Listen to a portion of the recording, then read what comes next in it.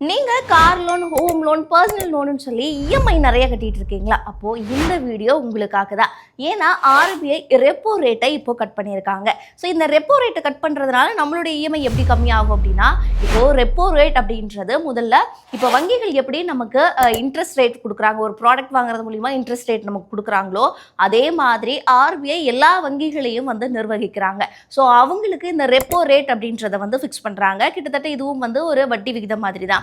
So இது வந்து அதிகமாகுது அப்படின்னா வங்கிகள் நமக்கு கொடுக்கக்கூடிய இன்ட்ரெஸ்ட் ரேட்டும் வந்து அதிகமாகும்.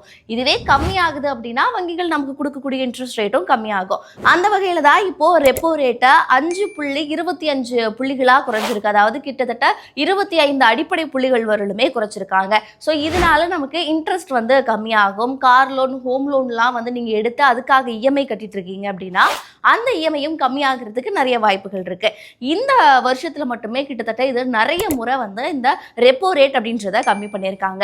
அதாவது பிப்ரவரியில் ஸ்டார்ட் பண்ணி இப்போ வரலுமே இந்த ரெப்போ ரேட்டை கட் பண்ணிட்டு இருக்காங்க.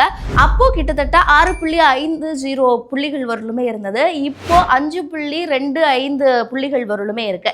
ஸோ இந்த ரெப்போ ரேட்டை இப்போ கட் பண்ணுறது மூலியமா இஎம்ஐ வந்து நம்மளால வந்து கம்மி பண்ண முடியும். இது ஒரு பக்கம் இருந்தாலும் இன்னொரு பக்கம் நீங்கள் இன்வெஸ்ட்மெண்ட் பண்ணுறீங்க, ஏதாவது எஃப்டி ஆர்டி மாதிரி போட்டிருக்கீங்க, அதில் இன்ட்ரெஸ்ட் மூலிமா நீங்கள் வந்து ஏர்ன் பண்ணிட்டு இருக்கீங்க அப்படின்ற பட்சத்தில் அவங்களுக்கு இது ஒரு மிகப்பெரிய மைனஸாகவும் இருக்கும். ஏன்னா தொடர்ந்து வட்டி விகிதம் அப்படின்றது குறைஞ்சு வந்துகிட்டே இருக்கும்போது உங்களுக்கான இன்ட்ரெஸ்ட் அப்படின்றது கம்மியாகிட்டே இருக்கும். அப்போ ரிட்டர்ன்ஸும் கம்மியாகிறதுக்கு வாய்ப்பு இருக்கு. ஸோ இந்த மாதிரி தான் இந்த ரெப்போ ரேட் அப்படின்றது ஒர்க் ஆகுது.